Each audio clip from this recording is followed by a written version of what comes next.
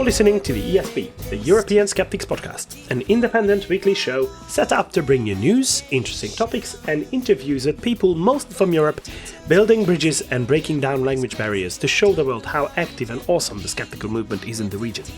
This is episode 541. I'm your host, András Pinter, and joining me for the show is my co-host, Pontus Böckman. See ya! Hejsan, András! Welcome back to Europe. Thank you very much. It feels good to be back, although I started with catching a cold or some sort of infection. So I'm struggling with that. So apologies to our listeners if my voice doesn't come across as usual and it occasionally sounds different. But that's what I'm doing. Yeah, all right. I mean, if people are concerned for my health, be assured that we are socially distant. Yes. You're in Budapest, right? Yes, and you're I'm in in Malmö, Sweden. So that would good. be one hell of a virus that could come over from that. But that will change in October if all goes well, right? Yes. Because we will meet again in person at the European Skeptics Congress in Liverpool. Liverpool, yes. Is it 16th to 18th of October? It is indeed. Yeah. It is indeed. And to our knowledge, tickets are still available. So if you haven't booked your tickets yet, please, listeners, do so. It will be loads of fun. Yeah. It's guaranteed. The organizing team is basically the same as the one that did QED, which was the greatest ever skeptical event in Europe. Absolutely. So, yeah. So there are tickets available, but there have been a lot of sales as well. So this is already a success, if you can say it from that point of view. There will be at least, I think there will be close to 300, if not more, people coming there. So pack your bags, people. Pack your bags. And don't forget to book your accommodation and flights as well, because you have to get there too and stay there too. Also, please remember that you nowadays, because of the blessings of Brexit, I think all countries need to have a, what do you call it? It's not an ESTA, but it's some sort of visa that you get online. It's an ETA. It's ETA. That is ETA, right, that's in right. the UK now. I have mine already, so no worries there. But don't forget to pay for that. I think it's £10 and it's valid for 2 years. So yeah, mine is still valid. And why don't you let us know if you will be there? We love feedback. We love being contacted by our listeners. So, if it's any kind of correction regarding something that we have said on the show, or just want to bring something to our attention, we always love being contacted. You can send us emails, info@theesp.eu, or you can find us on Facebook. You can send us messages. You can find us on Blue Sky. You can find us on Instagram. So all over the place. Just get in touch. Just let us know what you think. Yeah. And if you happen to be a patron, you can contact us that way as well. And if you're not a patron, of course, I want you to become one, or we want that. So go to patreon.com/theesp, and you know the drill. You know how to do that. And we read those messages as well, of course, because they are our biggest fans and we love them. And we have actually gotten some feedback, listener feedback, from Poland. 2 weeks ago, we talked about how the Hungarian state media apologized for all the lies and misinformation that they sent out during the Orban years. We found that very unique and unprecedented, but we were a little bit wrong. Because listener Dorian from Poland sent us a link to what happened in Poland after the fall of the government led by the Law and Order Party, the so-called Peace Party that we call them. Because on 29th of December 2023, there was a very similar apology sent by the Polish state channel. The channel is TVP1, Telewizja Polska 1. I don't know how to say 1 in Polish. But Telewizja Polska. And there was a presenter there called Marek Czuch. Sorry if I butchered that. But he, on behalf of the Polish state media, gave a very serious apology for the, quote, propaganda soup, end quote, that they had been broadcasting for the last 8 years. There will be no news broadcast today, he said, but he promised that from tomorrow onward there would be a big change, and from then on the news would be unbiased and objective. That was what he promised. This happened 2.5 years ago, so whether they have been able to live up to that promise, I cannot say, but I assume and hope that they have. In any case, the Hungarian apology after Orban wasn't quite as unique as we assumed. We just didn't know about the Polish one. There's a clip on YouTube if you're interested in this Polish apology. We will link to that. Of course, it is in Polish, but I listened to it, but switched on auto-translated subtitles to English, and it was quite understandable. There were some metaphors there that I think are unusual in the English language, but the spirit of the message was very clear. And again, a big thank you to Dorian for pointing this out. Yeah, I quite agree. And I do have to admit that the Hungarian state media's apology was not that unique in that regard. However, listening to that video recording, I didn't see that as an apology, but rather an announcement of the changes that will come. Yeah. And this happened after there were the management changes in TVP after the election, because Marek TWISH was not part of the propaganda machine, because he left. So when PiS took over and they started building up that propaganda, he left the channel. Oh. So he went to other places. So what he did was he came back, and after the management changes, and this is my understanding of what I found online on the changes and his career. So he came back after those changes, and he basically led all the management going that new direction. But on the other hand, it is referred to now as the Polish public media crisis. Because it didn't happen as something with a big nationwide support, because there was still a lot of people in favor of PiS, even though they lost the election against the October coalition. So this is not the same kind of situation. I mean, same in a way that 8 years of propaganda was replaced with public service as it should be. And the other thing is that on this, I didn't really hear a kind of apology.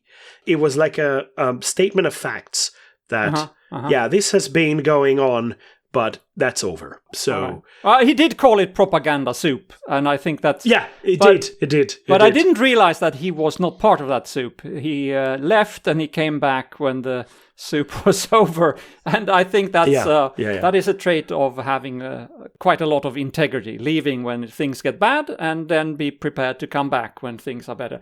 Anyway, I think it was very interesting to hear about. We didn't know about this, of course, beforehand. And of course, it might be that my interpretation of the whole thing is not accurate. So obviously, if in that case, we are more than happy to be corrected. Sure. And it was really fun listening to that. So thank you so much for that feedback. Yeah, very good, very good. I also have another short follow-up before we dig into this week's program. It's a follow-up regarding the last week's Really Wrong Award. This was about a large number of so-called pet whisperers in the south of Sweden that I reported about. So 2 reporters went undercover with a borrowed dog to compare the readings by 4 different people that are claiming that they are able to talk to dogs and other pets. And quite predictably, they came back with 4 different versions of what had happened, because you cannot talk to animals like that. I mean, you can talk to animals all day if you want to, but you can't get them to communicate back in human language. That is beyond their capacity, and even if dogs are smart and they understand a lot of words, they are not on that level. And if you're convinced that you can understand what they are saying, you might want to have yourself checked out, because there might be something going on in your mind that shouldn't. Come to think of it, a lot of this reading seems to have been not spoken out loud. So maybe we should put 2 of these guys in the same room, just having them look at each other and see if they afterwards can tell what the other guy was thinking about. I don't think they will be. But that was not the point of why I bring it up again. I expressed my surprise last week that there were so many of these pet whisperers in such a small area. We're talking about 25 of them just within 1 to 2 hours by car. Well, the news this week is that we now know why that is the case. There is one lady behind all of this. They have all been trained by one person living in the area. Her name is Susanne Jönsson, and last year she registered a limited company which, according to their statutes, will have the following purpose. Quote, "We provide training in personal and spiritual development to individuals both in Sweden and abroad through in-person courses and online programs, and we publish books on personal and spiritual development." End quote. So I looked into this company a little bit more. I went further than was in the papers, and because all companies like that financial information are available online. But unfortunately, this company is too new to have released any official annual fiscal reports yet. But the activities of business cannot be that new because the owner claims to have trained 25,000 satisfied customers to date. And indeed, the website says that the business or the activities were launched in the early 2000s. So she has probably done this in another form before she last year registered a limited company. Did she do that all by herself? I think so. Well, if she has trained 25,000 people, who knows? That's for her to know, and that sounds excessive. But at least 25 people were trained by her, and they are currently offering pet whispering services, or whatever you call it. And a typical 2-day course to learn how to become your own Dr. Dolittle and talk to the animals is about 300 euros. And that is quite affordable, since the pet whisperers typically charge 100 euro per hour to talk to your dog. So you invest 300 euros, and in only 3 hours of work, you have gotten that money back. No wonder it is a big business. Yeah, but on the other hand, 300 euros times 25,000 people, that is 7,500,000 euros. So that's yes, quite a big sum. Albeit being spread out over almost 25 years, but still. Well, it's still, still 300,000 euros per year, which is, well, you can buy a house out of that. Or a dog. Or a dog. To a very expensive dog. Yeah, to practice on. Yeah. All right. Maybe we should move on. Yeah, let's do that. Let's move on to our usual stuff. The first one of which is always TWISH, also known as This Week in Skeptical History. This Week in Skeptical History, we look back at the life and work of Friedrich Wilhelm Bessel, who was born on the 22nd of July, 1784, in Minden, which was then part of the Kingdom of Prussia. Although he was best known as one of the founders of modern precision astronomy, Bessel's greatest contribution to science may have been demonstrating that reliable knowledge depends not only on better instruments, but also on recognizing and correcting the limitations of human observation. That is quite a skeptical feat. So, let's look at his career first. Bessel's path into science was anything but conventional. He began his career as a merchant's apprentice, where his interest in navigation led him to mathematics and astronomy. In 1804, he attracted the attention of the astronomer Heinrich Wilhelm Bessel by refining the orbit of Halley's Comet using observations from 1607. Despite never receiving a formal university education, Bessel's extraordinary abilities earned him the position of director of the newly established Königsberg Observatory in 1810, where he would spend the rest of his career transforming positional astronomy into a science of unprecedented precision. And we are talking about 50,000 stars that he determined the position of. Unbelievable. But his most celebrated achievement, however, came in 1838 when, using a Fraunhofer heliometer, he became the first person to successfully measure the stellar parallax of 61 Cygni. Now, I don't know if you're aware of what a stellar parallax is.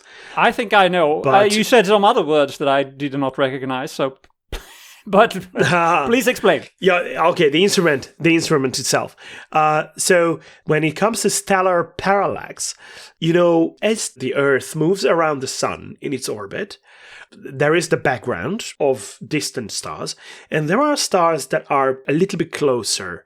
And based on the background as a whole being relatively constant, and your position changing relative to the star's position, there is a tiny apparent shift of the position of that nearby star against the distant background. So measuring that tiny shift allows astronomers to calculate the star's distance based on the measured angles in the different positions and the known distance between the 2 points in space and time where you observe the position of the star. I don't know how clear that is as I explained it, but it's really cool. It's a really cool way of measuring the distance of stars. However, you can only do that with relatively close stars, close to our solar system. Mm-hmm. So, based on that, he calculated the distance of 61 Cygni, which is a star in the constellation Cygnus, the Swan, and he calculated it as about 10.4 light years. Mm-hmm. And that was the first direct measurement of the immense distances separating the stars from our solar system. And he was not very far off either, because the actual distance of this binary system from Earth is now listed as 11.4 light years. Yeah. So just 1 light year difference from what he calculated.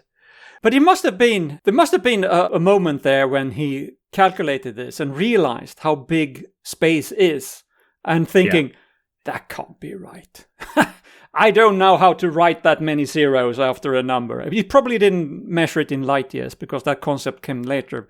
But I don't know what he measured it in miles or whatever. But regardless, it must have been a huge number.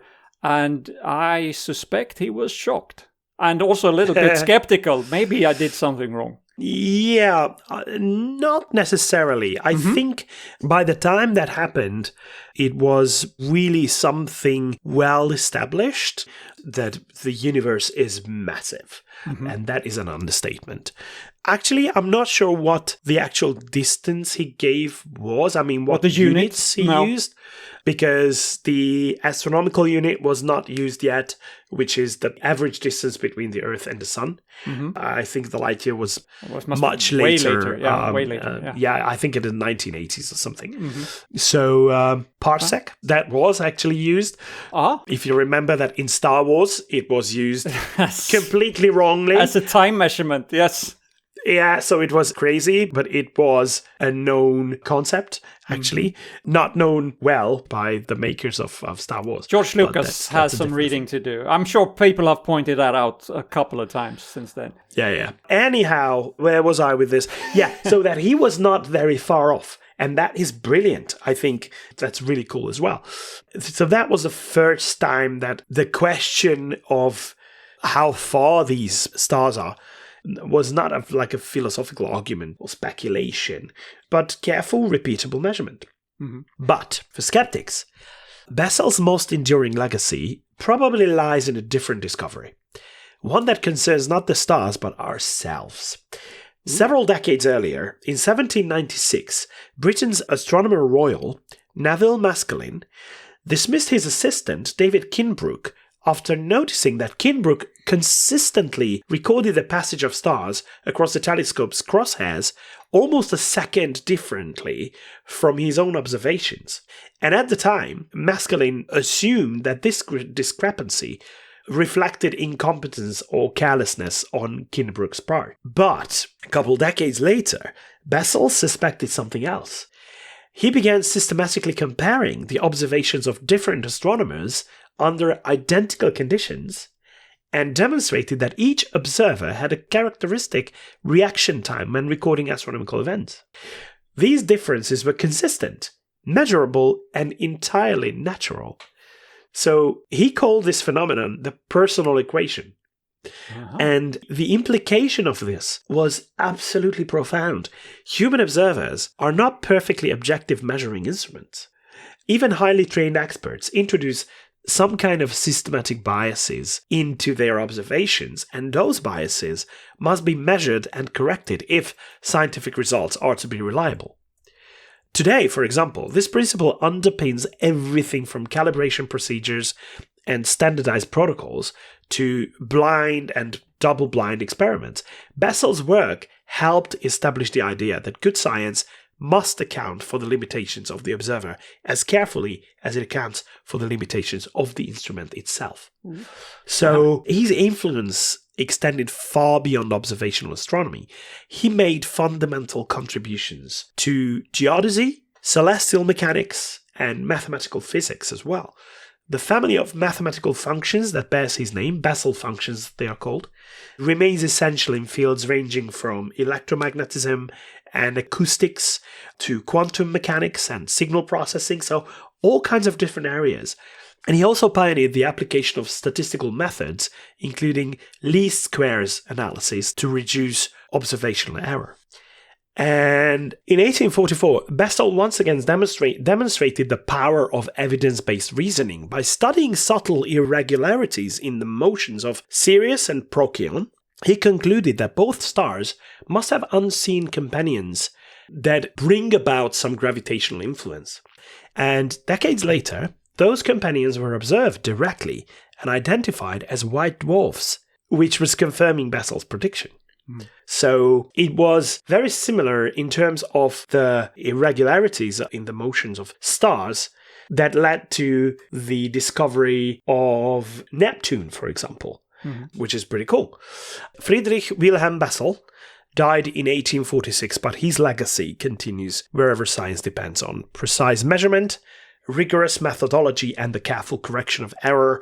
This is why Friedrich Wilhelm Bessel deserves his place in This Week in Skeptical History. And since the constellation Cygnus is clearly visible on a summer night, its brightest star, Deneb, being part of the Great Summer Triangle, along with Altair of Aquila and Vega of Lyra, look up to the skies and see. And sing. No. The swan flying on the Milky Way, holding the key to the measuring of distances of nearby stars, should remind you of Friedrich Wilhelm Bessel. A smart guy. Smart guy, yes, he was. All right. But that brings us to the next segment of the show, which is when we discuss the news. We have obviously talked a lot about the weather lately and the climate crisis, how it drives the intensity of heat waves. This is an area full of denial, misunderstanding, and disinformation. But now there is a new type of fraud emerging which concerns this very topic.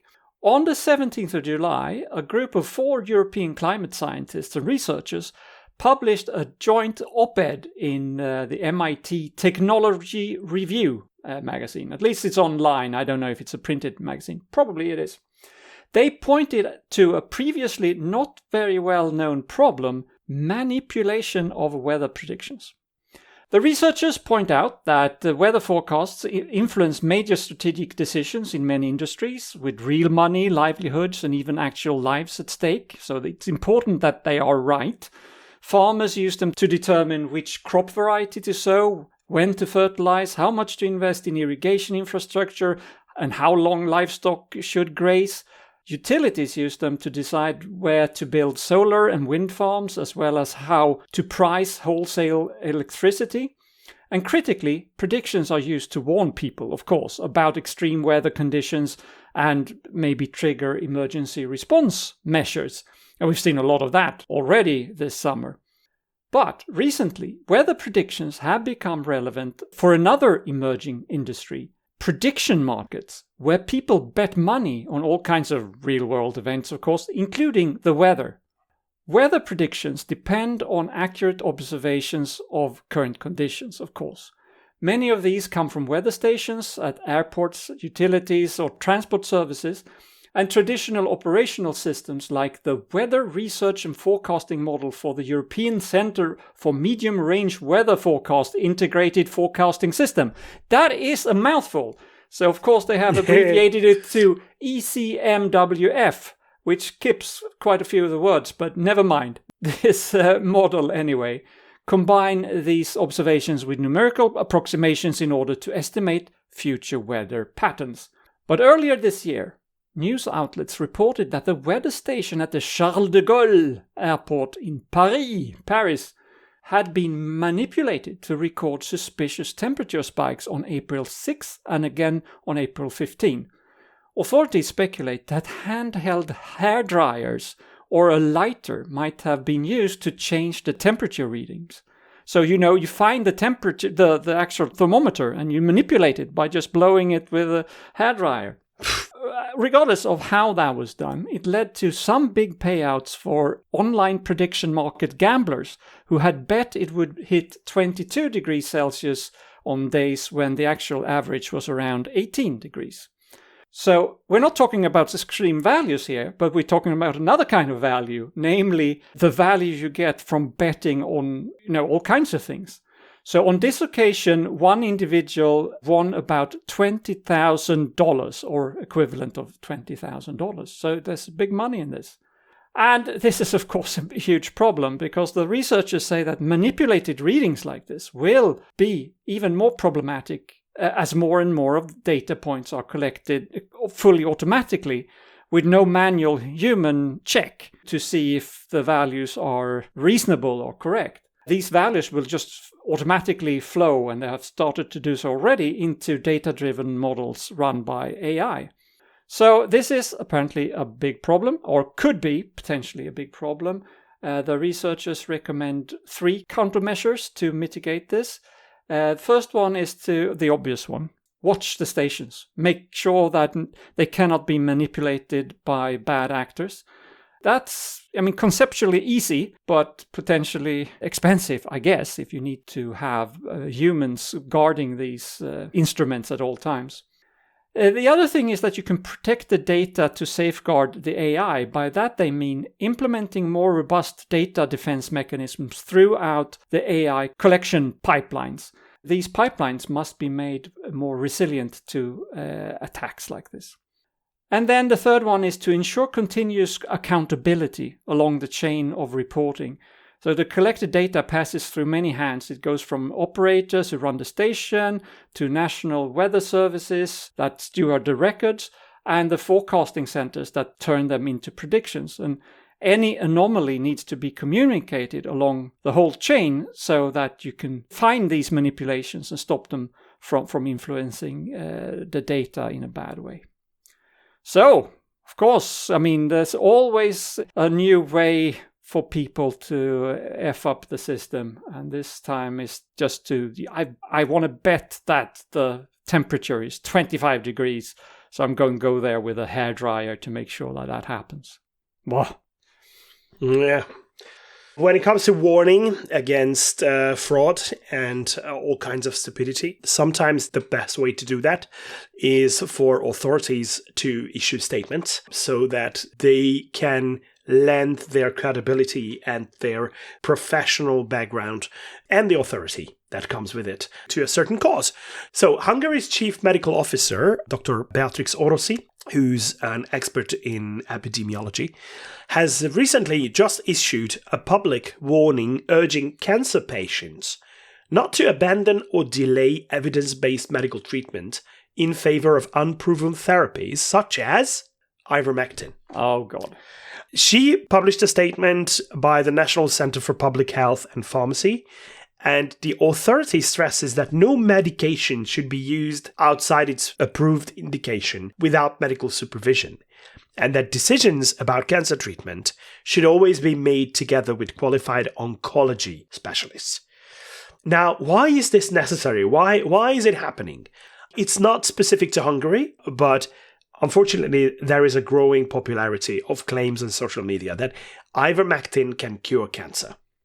Well, we know that it has been claimed to be the right cure for everything, but ivermectin is a well-established anti-parasitic medicine used to treat certain parasitic infections in mostly a veterinary situation, not in humans, but it is not approved for the treatment of cancer in any circumstance. Okay? So, although laboratory and animal studies have investigated possible anti-cancer effects, there is currently no robust clinical evidence demonstrating that ivermectin is safe or effective as a cancer treatment in humans or animals for that matter. The issue has gained particular attention in Hungary after fitness entrepreneur and television personality, whom we have talked about on this show, Norbert Schobert. Yeah, we've heard of him. Yes, he publicly promoted ivermectin on social media as a possible treatment for cancer. This is because his wife, also a well-known fitness guru, revealed a couple of months ago that she's fighting cancer and that she's not giving up. And then the guy that we like to refer to as the nation's chemists, after having said that sugar is addictive because it has a similar composition to cocaine. Yeah, it has hydrogen, oxygen, and carbon, that's for sure. So he said in an interview that he keeps buying ivermectin for his wife as a complementary treatment that looks very promising and is suggested by several US health professionals. His posts have attracted considerable public attention and have been widely shared despite the absence of clinical evidence supporting such claims. And I'm aware that several countries' government agencies and healthcare professionals have already warned that there is currently no established clinical benefit, while the potential for toxicity, harmful drug interactions in patients delaying or abandoning proven cancer therapies presents an unacceptable risk. And when it comes to the impact of celebrity endorsements, it has also been documented in the scientific literature that there was a study published in JAMA Network Open that found that prescriptions for ivermectin more than doubled after a high-profile celebrity promoted it as a cancer treatment during a widely viewed podcast. The researchers concluded that such endorsements can substantially influence medical decision-making, particularly among vulnerable patients, despite the lack of supporting clinical evidence. Now, the Hungarian Chief Medical Officer's appeal is therefore not simply about one drug. It highlights a broader challenge that healthcare systems face. When medical claims spread rapidly through social media and celebrity endorsements, public health authorities and medical professions must work even harder to ensure that patients make decisions based on the best available scientific evidence. So, well done. I applaud this statement, and this is exactly what the chief medical officer should do. Mm-hmm. This chief medical officer, is that a new person after? She is, yeah. It's after the changes in the government. Didn't sound like Orban's first pick, no. No. This is a real scientist. Yeah, she is. She's a medical doctor, yeah, an epidemiologist. Mm-hmm. Yeah. Okay, good. All right, in 2024 at QED, or actually on the Friday before QED at the Skepticamp. Skepticamp, I delivered one of the 10-minute talks there. There's a number of lightning talks there during the day, and I delivered one of them, as I have done many times before. But my talk in 2024 was called Forget the Vikings. And I was trying to make the point that the so-called Viking Age is a pretty bad concept. To be quite honest, I didn't get everything right that time. I know more now than I did at the time. But the main points stand.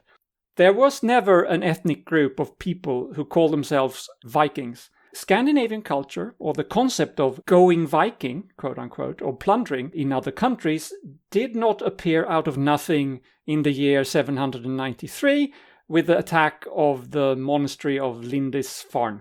Also, the year 1066, with the Battle of Hastings, was not a defining end to an era for Scandinavians, or the Scandinavian way of living, or their culture, or anything like that. And the reason for bringing it up this week as a news item is that there was a good piece in The Conversation, published earlier this month, that also wants the image of the so-called Vikings to be corrected. And the other reason I bring it up is that it is a subject that I'd like to talk about, so bear with me. In The Conversation, a postdoctoral fellow in museology at Lund University called Julia Håkansson criticized the image of the so-called Vikings given by most museums in Denmark, Norway and Sweden. She says that they are perpetuating a lot of myths about the period, maintaining many false impressions that people have about Scandinavia in the first millennium CE. And they do it, of course, because it appeals to visitors, and the museums want to attract visitors, and visitors want to see fancy stories about Vikings. But you mean the fearless warriors, or a lot of that kind of image? Is yes. That? Okay. Yes. Okay. And that is not very close to the truth, really. I mean, there was a lot of violence, both in Scandinavia and elsewhere at the time, but the Vikings were not Vikings first and foremost. The Viking Age is a modern construction that hasn't existed for very long. The Vikings did not suddenly appear on the scene like we are taught in school or in the occasional museums. In reality, ever since the year 5 CE, we know that for a fact, there were formal contacts and what we today would call established relations between kings in Scandinavia and the Roman Empire. Tiberius himself, before he became Emperor of Rome, visited Denmark in that year, and 15 years later an expedition sent by Emperor Nero met up with Scandinavian emissaries from what we would today call the center of Sweden. Mm-hmm. From then on, from the year 5 and on, and partly before that as well, there were very well established and regular trade and cultural exchanges between Scandinavia and the rest of Europe, and even beyond that. Young nobility from Scandinavia signed up in the Roman army because that was a great experience and they got paid. And then they brought back knowledge and values and, for the time, very modern ways of thinking.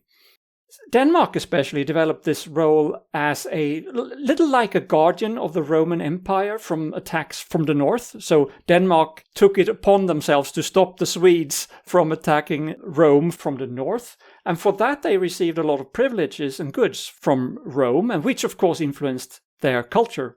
Later, of course, when the Romans were no longer around, there was a big migration period in all of Europe, leading to, among other things, that peoples from Denmark and the very south of Denmark, the Jutes, the Angles and the Saxons, invaded large parts of the British Isles. When the Viking raids later happened, the inhabitants of Britain were very well aware of Scandinavia and Scandinavian culture, and they spoke languages that were not too different from each other. I wouldn't say they were mutually understandable, but they could make their way with a lot of common words and stuff. And meanwhile, and long before the Lindisfarne attack, Scandinavian kings had diplomatic relations with both Byzantium, so the remaining Eastern Roman Empire, and the Frankish Empire and others. I would argue, and to be fair, I did not invent this, but I would argue that if we want to have a fair description of Scandinavian so-called ages, it would be better if we focused on perhaps 4 phases of the Iron Age. The early Iron Age, basically before the year 0 or the year 1, I guess. Then the Roman Iron Age, and then the migration period and the late Iron Age.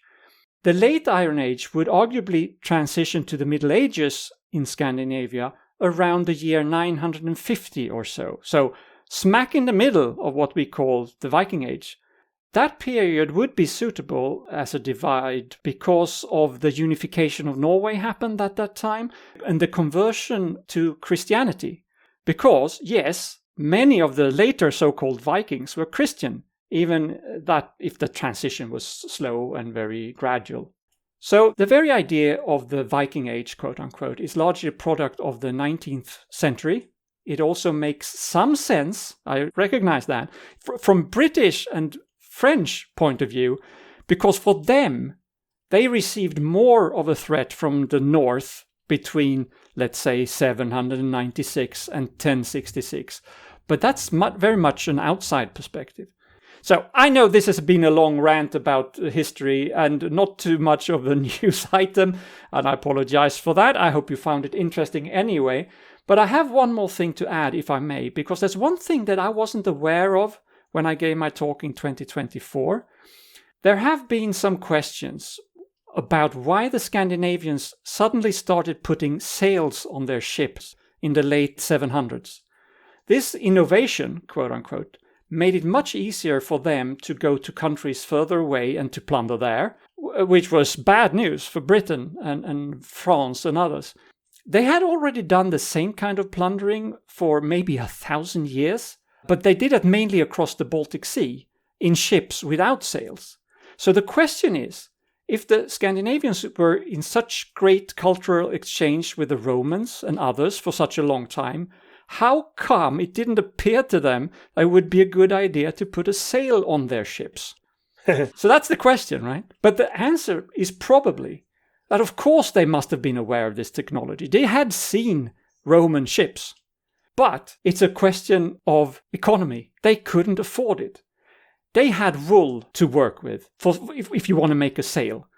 But it has been estimated that it would take 30 people a full year, so 30 man-years, to manufacture one sail for a Viking ship out of wool. And that was also required that you had enough sheep, of course. I don't know how many sheep you need to do that. But you needed the manpower and the sheep, and you needed to be able to feed 30 dedicated workers full-time to only weave wool into one sail. And that is very, very expensive. Or I guess you could feed one person to do it in 30 years, but that's sort of pointless, right? You can't wait 30 years to get it. Come on. Is it ready yet? Are you done? Are you done now? So, again, this is a history item rather than a news item, but it was triggered by an article in the conversation that I will link to, and I hope you read it. It was interesting, and I'm pretty interested in this. As a Swede, of course, a Swede who has done a lot of looking back into my own ancestry and realized that I do have, as far as I can tell, a lot of Swedish blood, but I also have English, Finnish, German, and probably a lot of other ethnic and the good thing about that is not so different. So no. That's the key point, is that those nations, the origins of those nations are not so different. So they have a lot in common from their ancestry. Yeah. So that is really cool. Well, we could go on and on and on about these, I think, but we have a structure to this show that we should also keep. So thank you very much for that, Pontus. And we are about to find out who's been really wrong lately. Giving birth can be dangerous. Yes. There are many things that can go wrong, and this is why having access to good healthcare is very important. And I know that people say it's natural to do it. It should not require a lot of interference. But the fact is that for humans, at least, can be at least a very complicated business, and a lot of things can go wrong. Dying from childbirth or the child dying during birth is unfortunately a thing. Nobody can deny that. On episode 507, we talk about this from time to time, but in episode 507, we talked about the free birthing movement and the horrible misinformation that they spread. But there are less extreme versions of giving birth outside of a hospital that can also be problematic. Sweden last year got its first private clinic that offers assisted childbirth without any medical doctors. It appears to be operated by 3 midwives, and their website, among other things, says, quote, "A positive birth experience strengthens you and your entire family for the rest of your lives." Well, that depends on how long you live, of course. Yeah. Because this very clinic, which is called BB Gårda or BB Gårda, it's in Gothenburg, has now been reported to IVO, which is the Health and Social Care Inspectorate in Sweden, because a child died during childbirth. The woman who was in labor was transferred to a major hospital towards the end of delivery. There was an emergency cesarean section performed, but the baby did not survive. And the obstetrics unit at Östra Hospital, which is the hospital she went to, filed a report with the IVO believing that BB Gårda failed to follow guidelines and evidence-based practice and describes the shortcomings as, quote, "very serious," end quote. And at the same time, there is a political trend to advocate for more birth centers like this, probably driven by ideological motives, like we talked about before, natural is better, yada yada. But also because the hospitals are underfunded and they have difficulties handling all of the pregnancies and the births today. But that's not a good trend. The solution is not to make it less safe. The solution is obviously to fund the existing places so they can take care of everybody. Obviously, many births go well and with little complications. But if you need quick access to a real doctor or even surgery, then you need to have those facilities standing by with very short notice, preferably in the room next door, right? The clinic as such has now announced that they will no longer accept first-time mothers because the risk is higher with them. But still, BB Gårda, or BB Gårda, and the whole trend of birth centers receive this week's award for being really wrong. Mm-hmm. Because they are. Yeah. And there's still some lightning in the background, by the way. So if listeners hear that, I apologize. Okay. So these are lightning talks that we provide here. Indeed. Yeah. Thank you very much for that, Pontus. And that brings us to the last part of the show, which is when we leave you with a quote. And this quote comes from philosopher of science Karl Popper. Woohoo! He said a lot of very smart things about science, and this, I believe, is one of them. Science may be described as the art of systematic oversimplification, the art of discerning what we may, with advantage, omit. Yeah, don't look at everything. I mean, look at everything, but make sure that you only you don't get confused by all the details around it. Try to isolate individual factors. Sense. Yeah, what makes sense, yes. It's a balance, of course. It's difficult, but who said the science should be simple? Yeah, it's interesting when there is a data set that you work with, and there are outliers of those series of data. You need to know what to do with them. Yeah. Sometimes it's simpler to assume that some pieces of data are outliers because there was an observational error, there was an instrumental error or something, and not complicate things by including those pieces of data. But on the other hand, you don't want to cherry pick either. No. So it's you want to work with complete sets of data. Yeah, it's a fine line. And it's not just data points. I mean, it also depends on what different attributes you include in your analysis. Some things you may omit because they just make things more difficult. And sometimes you exclude things that you maybe should have included. But that's the problem. Yeah. All right. Mm-hmm. But that brings us to the end of this week's episode.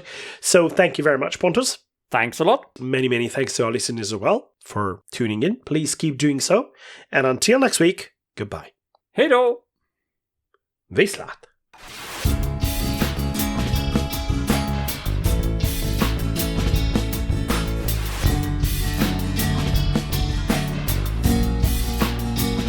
This has been your ESP experience.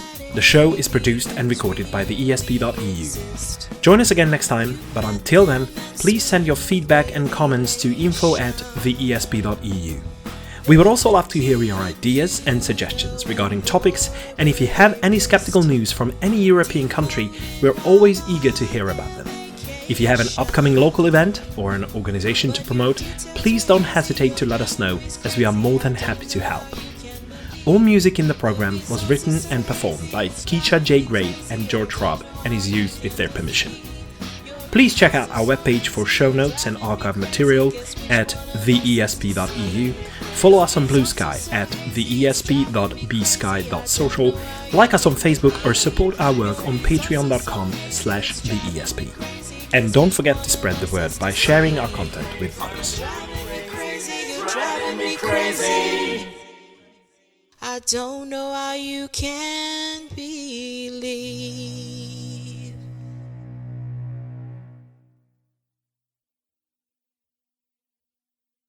Yeah, and don't forget to book your play. Sorry. Don't forget to book your... Fuck me! Don't forget the fuck... Ah, no. So, and don't forget to book your... Beam, beam, beam, beam, beam, beam, beam, beam, beam, beam. You know, you don't have to say that. I'll add that later. I know. Okay, I just wanted to make sure. Okay. When it comes to stellar parallax. When it comes to stellar parallax, and that is because his wife, also a well-known fitness guru, it's a horse, revealed a couple of months ago. No. Sorry. Well, Okay. This is slander. This is slander. This will not go into the main edit because that was libel. He's not married to a horse. I deny that. Yeah. Also the year 1066 with the Battle of Hastings. Did you hear that? Thunderstorm. Yeah. Thunders. What's lightning. that? Lightning. Wow. Okay. Thunderbolt and lightning, very, very frightening. Yes. Galileo. Yes, and other interruptions. Yes. So,